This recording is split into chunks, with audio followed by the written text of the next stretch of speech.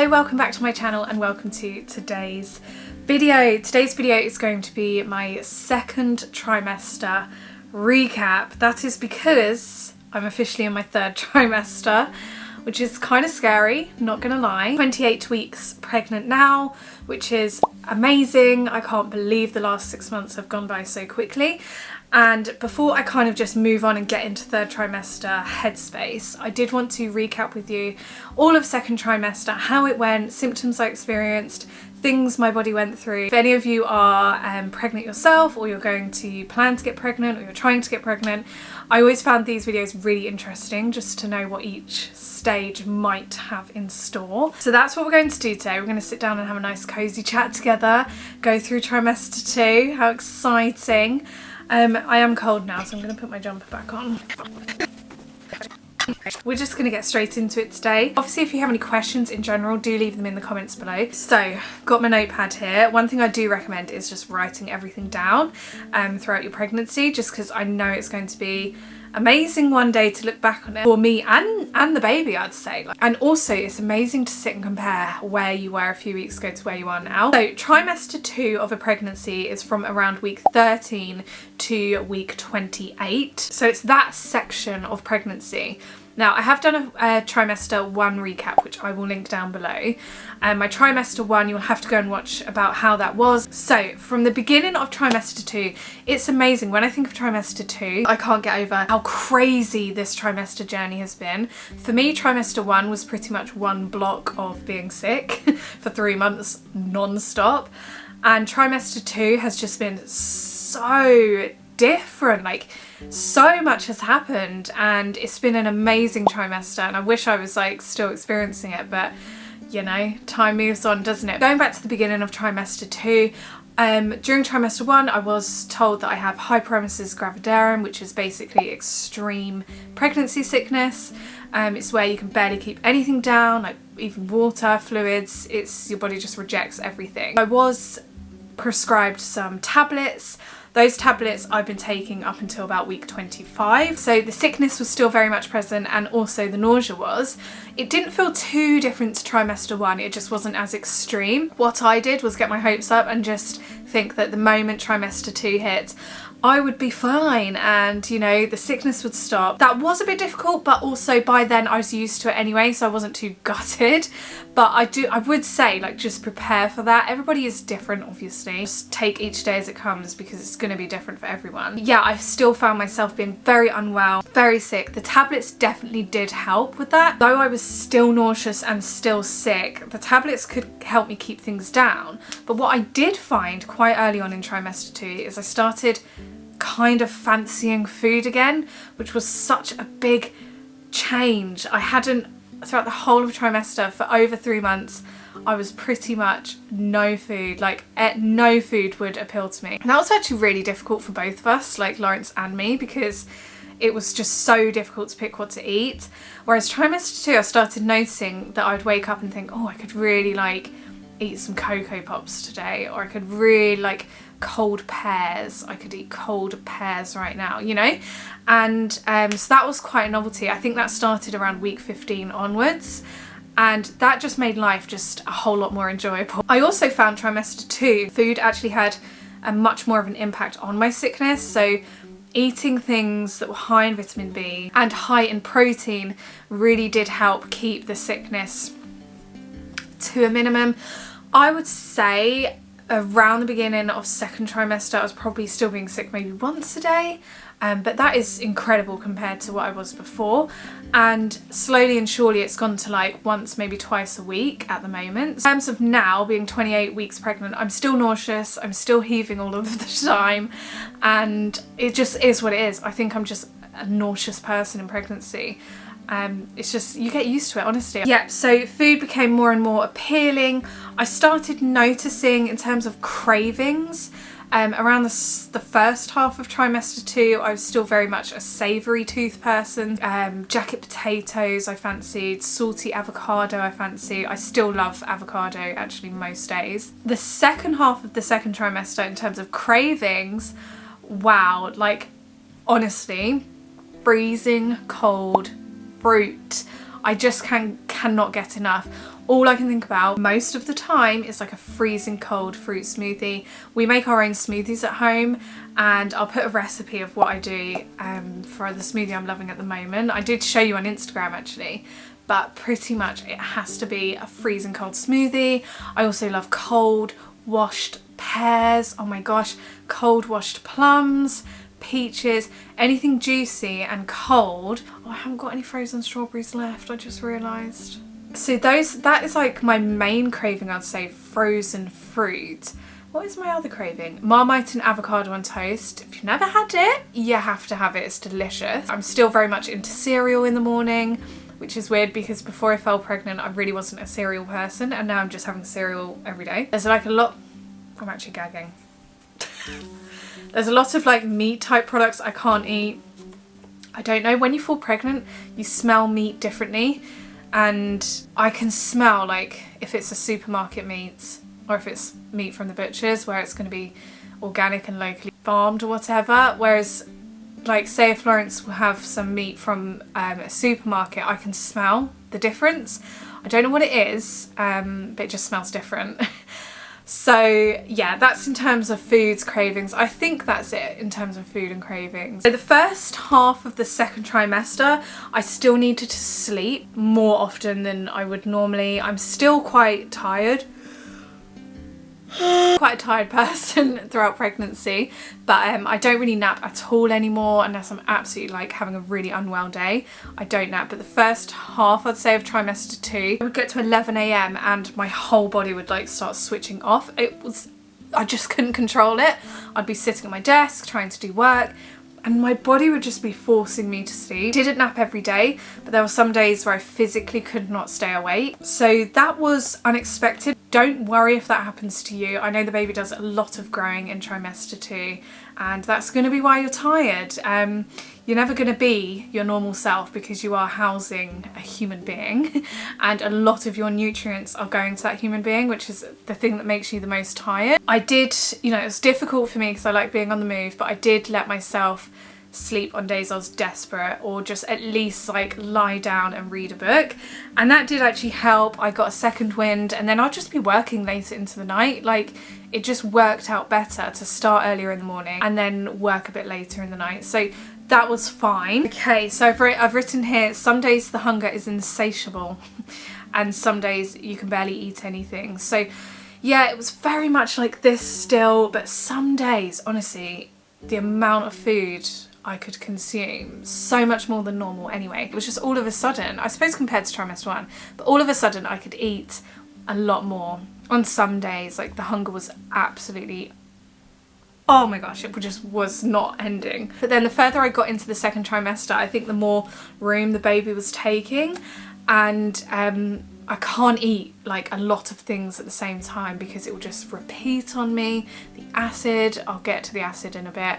And it takes so long to be able to move through your system because all of your digestive system is squished up.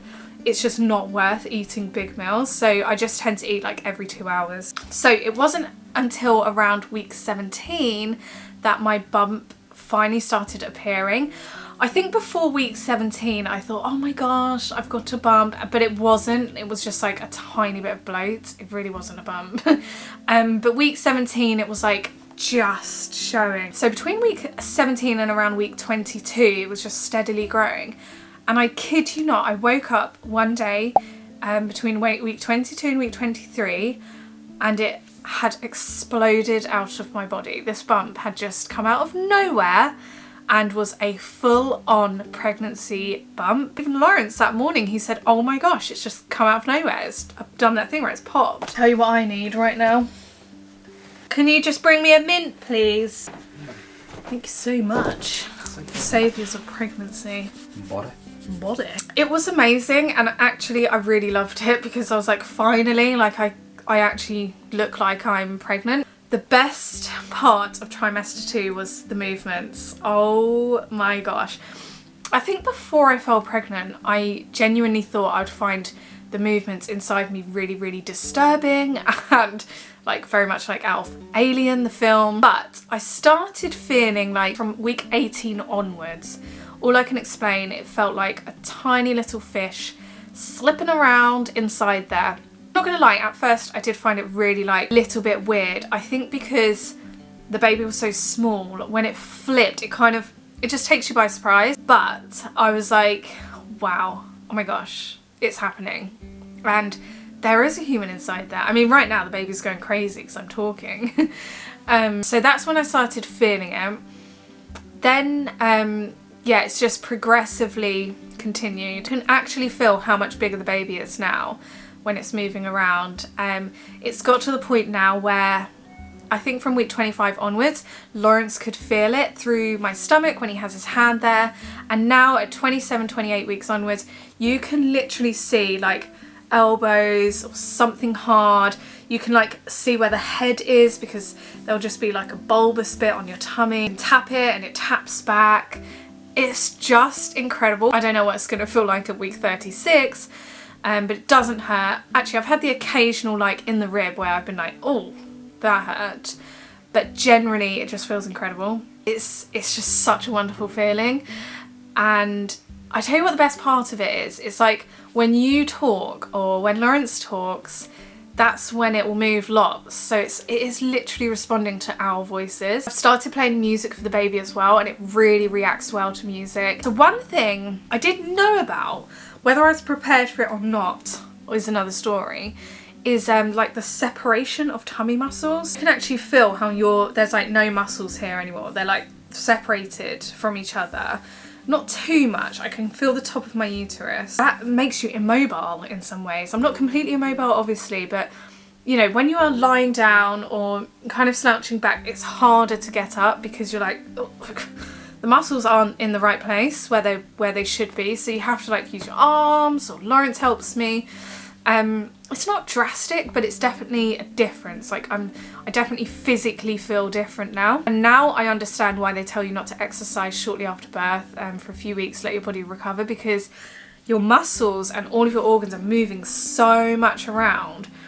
It would be dangerous to force your muscles to try and work as they normally would when they're in a different place in your body. I'm absolutely hoping with all of my heart that from I think it's the 12th of April onwards, the swimming pools will be open, because swimming is so good. I love swimming. It's my favourite form of exercise. I know that during pregnancy it will be great because it still does help keep your core supple and it keeps some muscle retention there. Okay, acid reflux, talking about these.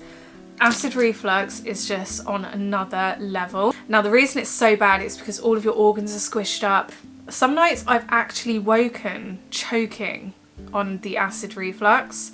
So we've kind of changed how we do things. I eat my bigger meal around lunchtime. I try and have like a later lunch and then just make it like my main meal of the day.